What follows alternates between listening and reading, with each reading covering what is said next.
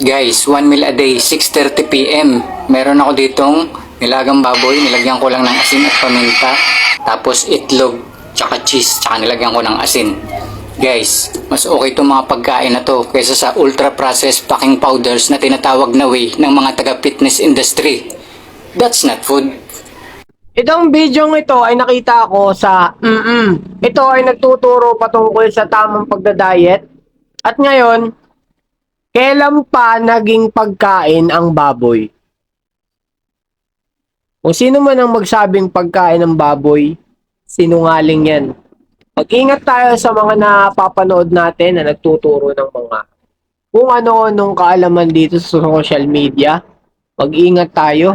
Tandaan nyo ha, ang baboy ay hindi pagkain. Kung sino man ang magsabing yan ay pagkain, sinungaling yan. Ang pagkain ay hindi baboy. Ay mali. Ang baboy ay hindi pagkain ha.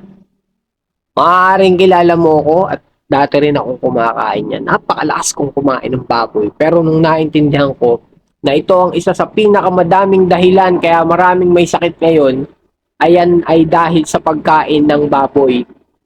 Paulit-ulit ko sasabihin, hindi pagkain ng baboy. Scavengers to. Huwag nyo kakainin yan. Napakadami nitong sakit na pwedeng makuha ng tao pag ito ay kinakain natin. Dahil ito ay scavenger. Basurero ito. Lahat ng pagkain ng baboy ay madumi.